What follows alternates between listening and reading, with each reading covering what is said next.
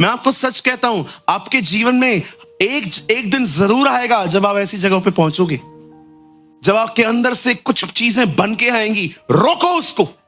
जानते हो सेल्फ को रोकने का अर्थ क्या होता है? जब सेल्फ दौड़ रहा है ना, उसको पकड़ो, वापस पीछे लाओ।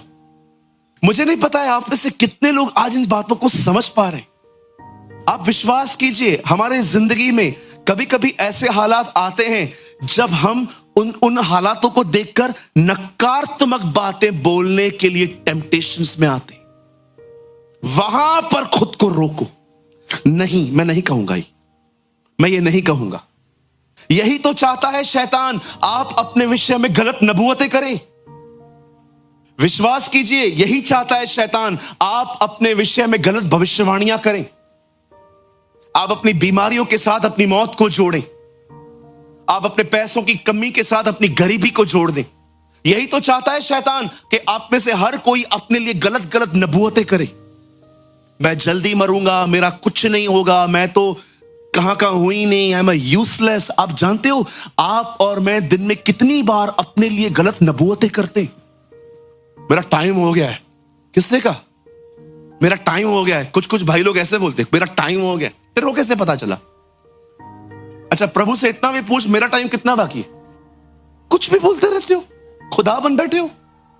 कुछ तो सच में खुदा है, सब पता है इनको, एवरीथिंग। आप उनको कुछ टीच ही नहीं कर सकते हो, सब पता है। बैठे भी रहेंगे ना, अंदर कैलकुलेटर चालू रहेगा। हाँ, ये तो मुझे पता है।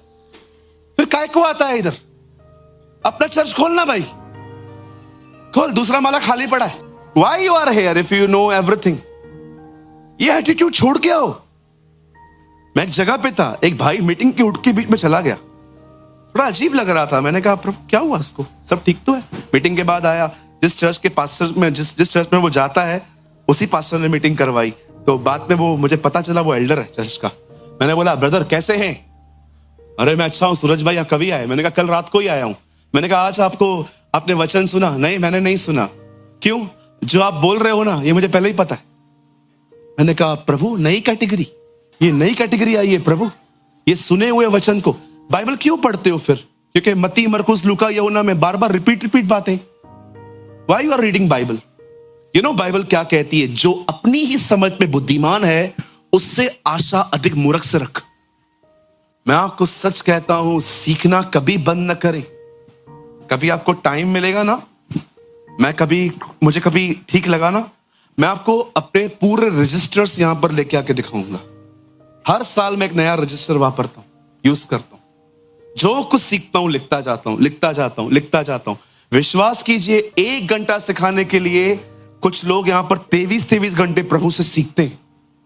और आप सब जानते हैं, अजीब है ना? अजीब है ना? ये मैं कुछ आपको समझाना चाहता हूं। यहां देखिए, लिसन। जब आप अपने जीवन में ऐसी जगहों पे पहुंचो जहां पर आपको कमी घटी मिले, जहां पर आपको वैसा माहौल न मिले जैसा आप चाहते हो सकता है आपके पास एक नौकरी तो है, पर वैसी नौकरी नहीं है जैसा आप चाहते हो सकता है आप एक ऐसे घर में रह रहे हो जिसमें आप रहते तो हो, लेकिन वो घर नहीं है जिसका आप ड्रीम रखते हो सकता है आपके जिंदगी में आपके पास कुछ है, लेकिन वो नहीं है जो आप चाहते हो। मैं आपको कहना चाहता हूं, उस समय परमेश्वर को प्रेज करना सीखो। Learn to praise. आप जानते हो, जब आप परमेश्वर को प्रेज करते हो ना, आप एक्चुअली परमेश्वर को यह बताते हो, जो भी तूने मुझे दिया है ना, उसके लिए धन्यवाद। I give you thanks, Lord. I give you praise. आप जानते हो, मैं आपको एक अद्भुत वचन दिखाना चाहता हूं। मैं चाहता हूं आप सब सामने देखिए। बदर एक वर्ड लगाइए, इब्रानियों 11 अध्याय उसका 30 वचन 30। आइए यहां देखिए। विश्वास ही से यरीहो की शहरपना जब 7 दिन तक उसका चक्कर लगा चुके तो वो गिर पड़ी। सुनिए, यहोशू जब अपने लोगों को लेकर कनान जा रहा था, उन्हें रास्ते पे एक ऐसा शहर मिला जो शहर खुला हुआ नहीं था, चारों ओर दीवारें थी। इवन वो दीवारें इतनी मोटी थी, आप पढ़ सकते हो, दीवारों में भी लोग रहते थे। राहाब का घर उसी दीवार में था। आप सोच सकते हो वो दीवारें कितनी मोटी होंगी जिन दीवारों पे लोग रह रहे हैं। अब बाइबल बताती है कि उस दीवारों से उनको उस तरफ जाना था, और बाइबल कहती है, खुदा का पाक कलाम कहता है, जब वो लोग वहां पहुंचे थे, उन लोगों ने दीवार के दरवाजे बंद कर दिए। They close the doors. अब दरवाजे ही बंद हैं, अब वो लेकर कैसे जाएंगे अंदर? अब परमेश्वर ने वहां पर यहोशू से एक बात की। परमेश्वर ने यहोशू से कहा, अब तुम लोग एक काम करो, 6 दिन तक चक्कर मारो इस दीवार के। आइए सब यहां देखिए, यहां देखिए। 6 दिन तक बाइबल कहती है परमेश्वर ने उनको कहा कि आप है ना यहां के चक्कर मारो। अगर परमेश्वर हमें यह आज्ञा न देता कि शांत रह के चक्कर नहीं मार सकते हो, तुम बोल सकते हो, तो हमारी बातें क्या होती? चलना आगे, जल्दी करना। क्या? अरे पागल लोग, चक्कर मारने से दीवार गिरती है क्या? हथौड़े फावड़े लेने चाहिए। वो पहले वाला भी पागल, ये भी पागल। मैं कभी कभी सोचता हूं परमेश्वर ने क्यों कहा था चुप करके चक्कर मारो? अगर चुप करके आज्ञा नहीं देता, अरे ये दीवार 100 सालों में नहीं गिरती। हमारी कलीसिया के 7-8 लोगों को इकट्ठा कर दूं और कहूं चक्कर मारो, और कुछ बहनें 2 माले पे चर्च खोल के रखी है, लिफ्ट भी नहीं चलती। खाने में कितनी लाइन होती है, उसके बाद मिलता क्या है? दाल चावल, कभी कभी उसमें भी नमक नहीं होता। कुछ बोलो तो मुंह सुझा के बैठ जाते। मैं तो सोच रहा हूं बंद कर दूं इस कलीसिया में आना, वैसे भी इनके वीडियोस यूट्यूब पे तो आते ही हैं। परमेश्वर महान है, उसे सही कहा था चुप करके चक्कर मारो। प्रभु जानता था ये लोग इधर भी अपना लफड़ा इकट्ठा कर देंगे।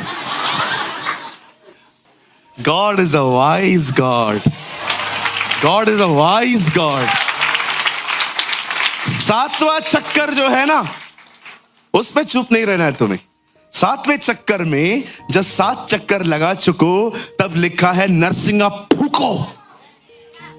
और जैसे उन्होंने नरसिंगा फूका, सब लोगों ने कहा जय जयकार, प्रभु का धन्यवाद करो, उसकी करुणा सदा की है, वो भला परमेश्वर है। आपको पता है 7वें चक्कर में जब उन लोगों ने परमेश्वर को प्रेज किया, लिखा है दीवारें गिर गई। आप मुझे बताइए, दीवार प्रेज करने से टूटी है, लेकिन इधर लिखा है विश्वास से। यहां लिखना चाहिए ना बड़ाई, परमेश्वर की बड़ाई करने से यरीहो की शहरपनाह गिरी, लेकिन यहां पर जिक्र ही नहीं है। यहां पर जिक्र है फेथ का।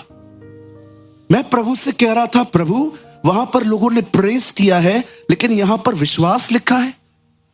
देन आई अंडरस्टूड, मैंने समझा कि एक्चुअली विश्वासी जो विश्वास करता है ना, वो प्रेज करता है। यस, क्या आप जानते हैं जब परमेश्वर इजराइलियों को मिस्र की गुलामी से निकाल ले आया और परमेश्वर उन्हें कनान ले जा रहा था, रास्ते पे एक शहर आया जिसका नाम था यरीहो, और बाइबल कहती है परमेश्वर ने उन्हें साफ कहा 6 चक्कर चुप करके मारो, 7वां चक्कर जय जयकार के साथ। और जब उन्होंने परमेश्वर को जय जयकार किया, लिखा है वो दीवारें गिर गई, वो दीवारें टूट गई। आप जानते हो जब आप प्रेस करते हो तो आपके साथ क्या होता है? यहां देखिए, बाइबल कहती है जब पौलुस और सिलास परमेश्वर की आराधना आधी रात को कर रहे थे, लिखा है नींवें हिल गई, दरवाजे खुल गए, बंधन खुल गए। मैं आपको सच कहता हूं, जब आप अपनी कमी घटियों में परमेश्वर की आराधना करेंगे, उसे ऊंचा करेंगे, पहले पहले नींवें हिलेंगी, फिर दरवाजे खुलेंगे, फिर बंधन खुलेंगे, दीवारें टूटेंगी। बताइए क्यों? यह घोषणा है, आप नेक्स्ट लेवल पे जा रहे हो। You are going to next level. परमेश्वर आत्मा का स्थिर बढ़ाएगा, प्रभु बुद्धि का स्थिर बढ़ाएगा, प्रभु समझ का स्थिर बढ़ाएगा, प्रभु प्रकाशनों का स्थिर बढ़ाएगा।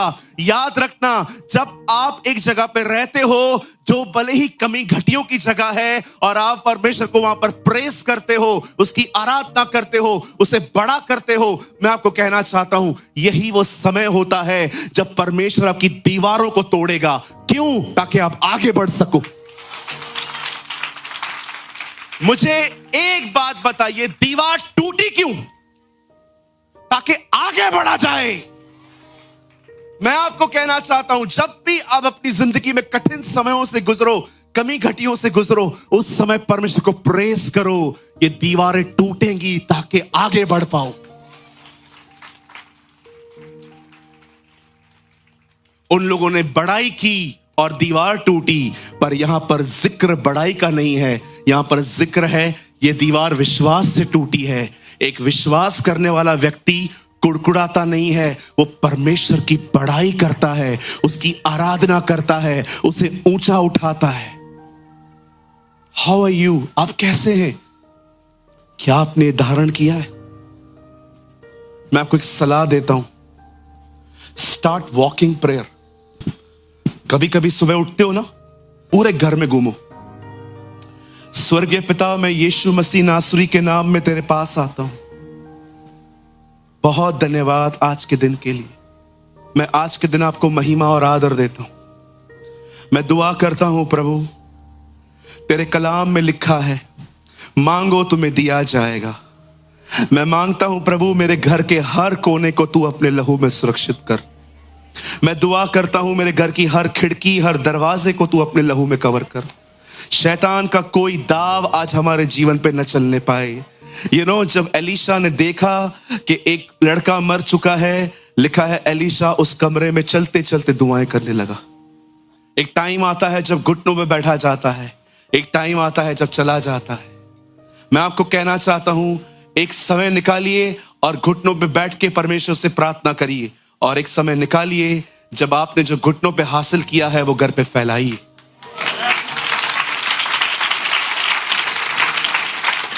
कभी कभी आप देख रहे हैं ना, घर वाले सब कोई भी नहीं है, क्योंकि कुछ कुछ घर वाले ऐसे भी होते हैं जो आपको नहीं करने देंगे। जब सब चले जाते हैं यहां वहां, वॉकिंग प्रेयर करो। मैं आपको सच कहता हूं, मैंने बहुत बार किया है। मुझे आज भी याद है, मैं घर में गया था, एक अविश्वासी का घर था जहां पर बैलेंस नील हो चुका था, उनका जीरो, सारे पैसे बर्बाद हो गए थे। और जब मैं वहां पर गया और मुझे परमेश्वर ने कहा इस घर के अंदर वॉकिंग प्रेयर कर, और जब मैंने दुआ करना चालू की, एक ऐसी जगह पे आई, मुझे परमेश्वर ने कहा इस पलंग के नीचे कुछ है। मैंने उस भाई को बुलाया, मैंने कहा कोई कुछ है यहां पर? नहीं पास्टर जी, कुछ भी नहीं है। पुराने जमाने में ऐसे तगारियां आती थी, तगारियां, बड़े बड़े पतीले आते थे। वो एक पतीला पड़ा था वहां पर कीले पड़े थे, कीले, इतने बड़े बड़े जंग लगे हुए कीले। मुझे परमेश्वर ने कहा ये इन कीलों पे जादू टोना किया गया। विश्वास कीजिए, मुझे परमेश्वर ने कहा इसको बोल ये फेंके बाहर। कितने लोग ये बात जानते हैं? इसी नगर को परमेश्वर ने ये कहा था, इस नगर को यहोशू जला के खाक कर दे, कोई भी चीज इजराइल की मंडली में मत लेके आना। हर चीज जादू टोने में इस्तेमाल की गई थी।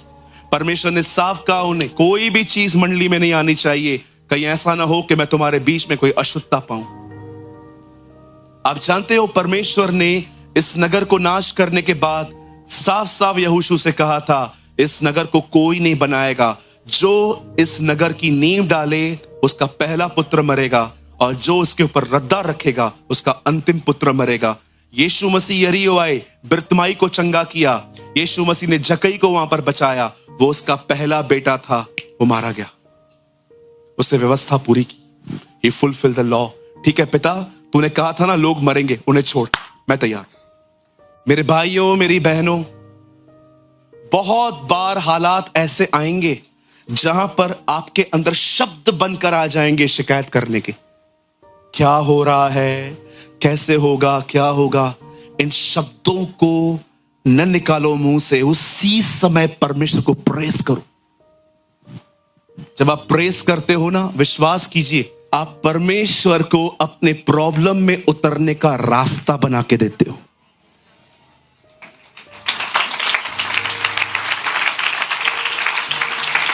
अब आप में से खुद बुद्धिजीवी जरूर ये कहेंगे, प्रभु को आने के रास्ते की क्या जरूरत है, प्रभु तो प्रभु है। तेरे लिए नहीं बात कर रहा हूं, डोंट वरी। बहुत ज्यादा बुद्धि है तो कुछ लोगों को, कुछ प्रिंसिपल्स हैं सर जो बिब्लिकल हैं, वो समझने पड़ेंगे हमें। कुरिन्थियों की कलीसिया भी ऐसी ही थी। प्रभु भोज आता था, न प्रेयर करते थे न प्रभु को याद करते थे, बस खा के बैठ जाते थे। फिर पौलुस ने उनको लिखा, खाने पीने के लिए घर नहीं है तुम्हारे, जो यहां पर आके ऐसी हरकतें करते हो। कुरिन्थियों की कलीसिया के अंदर एक प्रॉब्लम था, प्रभु भोज बांटते थे ना, नो प्रेयर, कोई प्रभु को याद नहीं करते थे। इसीलिए पौल उनको कहता है तुम अन्य रीति से प्रभु भोज खाते हो। अन्य रीति मतलब तुम याद भी नहीं करते हो वो तुम्हारे लिए मरा है, ऐसे ही खा लेते हो।